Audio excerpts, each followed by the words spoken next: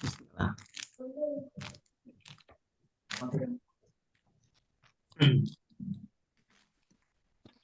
Ya, Assalamualaikum warahmatullahi wabarakatuh. Selamat malam, Bapak Ibu dosen.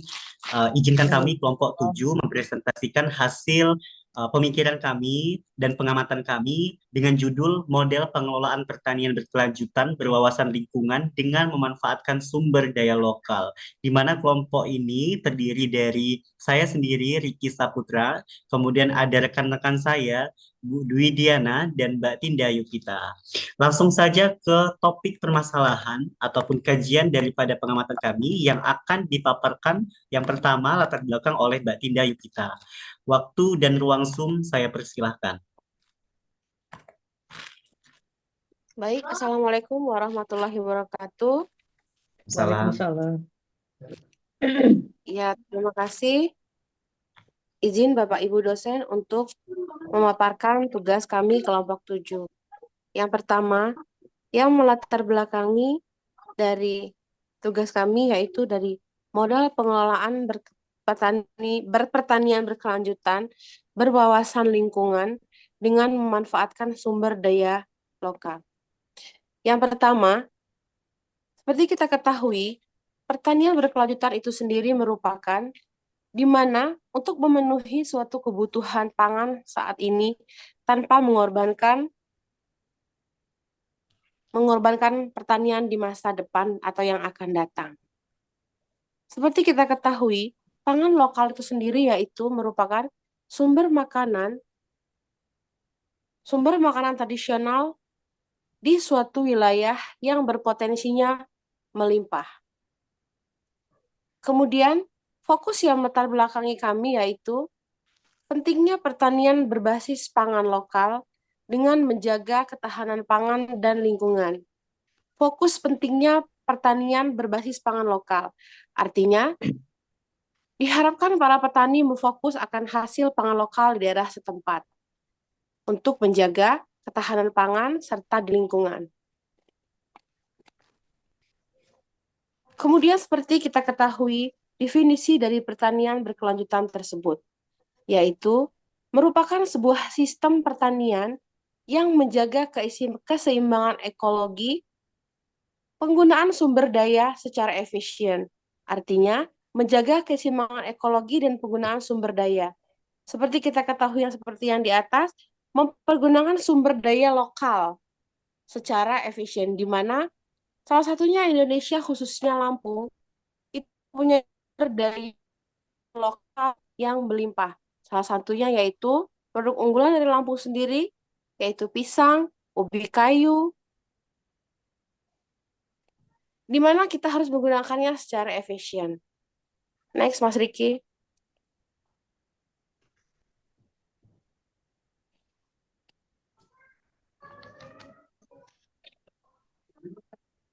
Kemudian selanjutnya yaitu pengertian dari pangan lokal itu sendiri. Pangan lokal merupakan sumber makanan asli dari suatu daerah. Seperti yang saya contohkan tadi, di Lampung sendiri, pangan lokal yang melimpah yaitu pisang. Salah satunya yang paling tinggi produksi pisang yaitu di daerah Lampung Selatan. Di Indonesia, banyak sekali pangan lokal, seperti jagung, ubi kayu, talas, singkong. Pangan lokal bukan saja berasal dari sumber karbohidrat saja, melainkan dari sayuran, buah-buahan, serta kacang-kacangan. Selanjutnya, silakan Mas Riki. Baik, di sini saya akan mencoba untuk menjelaskan pentingnya pertanian berkelanjutan berbasis pangan lokal. Ada tiga fokus ataupun alasan ataupun reason daripada kenapa sih kita harus penting gitu ya menerapkan pertanian berkelanjutan ini dengan basisnya pangan lokal. Alasan yang pertama, tentu kita ketahui ketahanan pangan, kayak gitu ya. Jadi kita harus mengurangi ketergantungan pada impor. Artinya ketika masyarakat Indonesia, khususnya Provinsi Lampung itu sendiri, ketika ingin berdaya dan mandiri secara pangan, maka kita harus bisa mewujudkan pertanian yang berkelanjutan atau sustainable agriculture dengan memanfaatkan sumber daya alam yang sangat melimpah di Lampung seperti basisnya pangan lokal. Yang kedua, reason yang kedua adalah pelestarian keanekaragaman hayati guna menjaga varietas lokal yang kaya gizi dan tahan iklim. Artinya, pertanian berkelanjutan ini sangat terfokus kepada varietas-varietas unggul di suatu daerah. Contohnya yang tadi yang telah disampaikan oleh Mbak Tinda, produksi pisang di Indonesia itu Provinsi Lampung secara nasional urutan kedua setelah dari Jawa Timur dan Jawa Barat. Artinya ini sangat perlu dilestarikan seperti itu ya. Kemudian singkong, singkong produksi nomor satu kita ya di Lampung ini secara nasional. Artinya sangat melimpah sekali pangan lokal. Tetapi tantangan-tantangan ke depan seperti iklim dan hal-hal yang tidak menutup kemungkinan dan selalu ketidakpastian itu akan menjadi tantangan bagi kita. Namun tidak ada hal yang mustahil ketika kita memiliki semangat untuk dapat melestarikan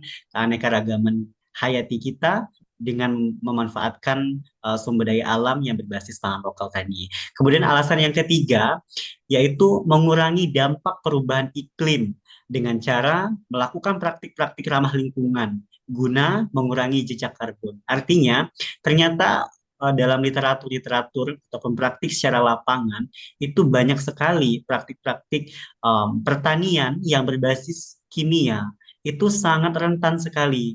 Selain daripada residunya tertinggal pada produktivitas pertanian, itu juga dampaknya terhadap lingkungan seperti tanah, kemudian sumber daya manusia yang menghirup residu tersebut gitu ya, dan dampaknya bagi apa namanya karbon itu yang dapat menjadi efek rumah kaca misalnya seperti itu sehingga membuat iklim tadi menjadi ketidakpastian. Salah satu faktornya adalah apa namanya basis-basis kimia yang dilakukan pada praktek yang berbasis bahan-bahan kimia. Oleh sebab itu, hadirnya pertanian berkelanjutan berbasis pangan lokal ini menjadi solusi untuk dapat mewujudkan sustainable agriculture tadi. Kemudian tantangan yang akan dijelaskan oleh Dwi, disilahkan. Baik ya, tantangan pada modal pengelolaan pertanian berkelanjutan berwawasan lingkungan dengan sumber daya pangan lokal ini kurangnya akses teknologi serta belum optimalnya penggalakan teknologi ramah lingkungan. Artinya pengenalan komponen pertanian organik belum begitu tersosialisasikan atau disebut dengan pertanian ramah lingkungan.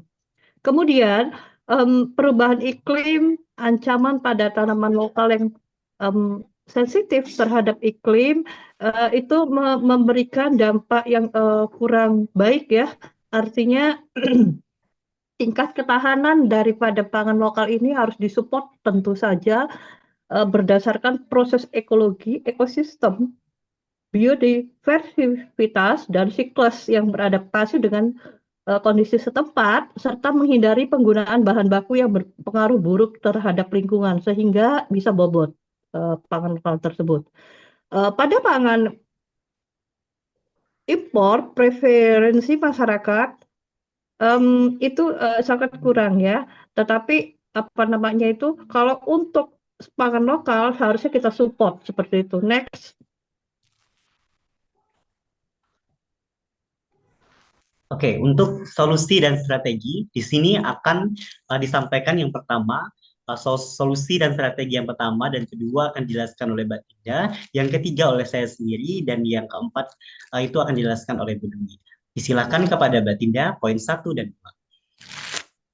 Baik, solusi dan strategi. Yang pertama, pendidikan dan penyuluhan program penyuluhan pertanian berkelanjutan bagi petani. Artinya, para petani diberi edukasi untuk mendapatkan solusi serta strategi. Diberikan edukasi kepada petani melalui penyuluhan, melalui program-program yang bersinergi antara akademisi, kemudian mahasiswa, kemudian stakeholder untuk memberi penyuluhan akan menghasilkan solusi yang tepat hingga menghasilkan produksi dari hasil pertanian yang berlimpah. Kemudian yang kedua, varietas. Untuk varietas lokal yang tahan iklim dan produktif. Artinya, bagaimana untuk menghasilkan varietas-varietas dari bahan pangan lokal tersebut yang tahan iklim. Seperti kita ketahui, iklim di Indonesia ini sangat ekstrim pada saat produktivitas untuk hasil produk para petani. Selanjutnya, Mas Riki. Baik. Solusi dan strategi yang ketiga itu meliputi dukungan kebijakan pemerintah gitu ya dengan memberikan insentif, subsidi dan proteksi bagi pangan lokal. Nah, artinya petani itu tidak dapat berdiri sendiri atau menjalankan usaha taninya. Mungkin ada petani yang sudah mandiri secara usaha tani dan kemungkinan masih banyak gitu ya di Lampung ini tidak bisa gitu petani tersebut berdiri sendiri tanpa adanya support, tanpa adanya dukungan dari pihak eksternal. Kenapa? Karena banyak sekali tantangan-tantangan yang dihadapi. Perannya pemerintah hadir dalam mewujudkan usaha tani yang berkelanjutan, seperti memberikan subsidi, kemudian memberikan proteksi bagi pangan lokalnya, artinya memberikan akses seperti itu ya, ketika sudah melimpah gitu ya, atau berhasil daripada praktik pertanian yang ramah lingkungan tadi atau bimbingan dari pemerintah tadi, itu ada akses untuk harga misalnya, ada akses untuk memberikan pemasaran, penjualan, untuk bisa mensupport mereka gitu ya. Tentunya kalau petani itu tidak muluk-muluk hasil dari usaha tani mereka ya untuk mencukupi kebutuhan anak istri mereka seperti atau keluarga besar mereka atau keluarga kecil mereka seperti itu. Tetapi di sini bukan hanya peran pemerintah saja. Kebijakan-kebijakan itu bisa dikolaborasikan dengan pihak industri, dengan pihak para akademisi atau mahasiswa. Artinya ada sinergitas di situ ya. Ada kolaborasi di situ. Kemungkinan pemerintah memiliki program, namun pemerintah tidak juga bisa untuk menjalankannya sendiri. Harus menggandeng ternyata industri, harus menggandeng para akademisi ataupun mahasiswa, misalnya seperti itu. Nah, sehingga terjalinnya gitu ya, apa namanya hubungan relasi antara ketidaktahuan petani dalam mengelola, hadirnya pemerintah dalam lini penyuluhan misalnya, membimbing, membina gitu ya, melakukan praktik dan pada akhirnya memiliki peningkatan produksinya itu sehingga peran industri misalnya membeli gitu membeli hasil produktivitas petani tadi gitu ya dengan harga yang cukup gitu ya tidak apa namanya tidak ketimpangan gitu artinya modal yang petani luangkan gitu ya untuk usaha taninya itu mengalami apa namanya untung gitu kalau air bersihnya itu ketika dilihat itu lebih dari satu ataupun minimal satu gitu, bukan di bawah satu. Artinya dia tidak rugi. Nah, untuk yang selanjutnya pemasaran dan promosi kampanye yang dijelaskan oleh Bukti. Oh, baik. Terima kasih Bang Riki ya. Untuk pemasaran dan promosi kampanye nasional tentang manfaat pangan lokal itu tentu saja harus tersistem ya, tersistem artinya cara budidayanya multikultur, polikultur, memanfaatkan sumber daya atau potensi lokal seperti itu harus didengungkan ya, promosi seperti itu harus didengungkan sehingga daerah itu punya mindset bahwa pangan lokal ini potensi lokal ini penting banget dan tentu saja kalau untuk pemasaran kita harus melihat orientasi ekonomi artinya orientasi ekonomi ini berproses mencari optimalisasi dengan hasil sehat, murah, sederhana, dan beraneka ragam. Tentu saja ini akan berdampak menjadi keuntungan bagi manusia dan alam. Demikian, terima kasih. Baik, Ibu. Kesimpulan, pertanian berkelanjutan berbasis pangan lokal ini, kami dapat menyimpulkan hasil pengamatan kami, yaitu bahwasannya untuk meningkatkan ketahanan pangan, kesejahteraan petani, dan pelestarian lingkungan, itu harus ada dukungan dari pemerintah, ada dukungan dari masyarakat, dan sinergitas dari petani yang penuh dengan semangat tadi, agar mewujudkan pertanian yang berkelanjutan. Karena dari petani untuk petani itu sendiri, dari Lampung untuk Lampung itu sendiri, dan dari Lampung untuk Indonesia itu sendiri. Nah, oleh sebab itu, marilah kita tutup presentasi kita pada malam hari ini dengan mengucapkan alhamdulillah, alhamdulillah.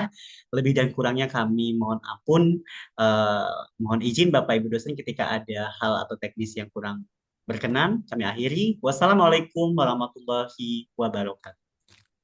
Waalaikumsalam warahmatullahi Waalaikumsalam warahmatullahi wabarakatuh. wabarakatuh. Oke, izin live.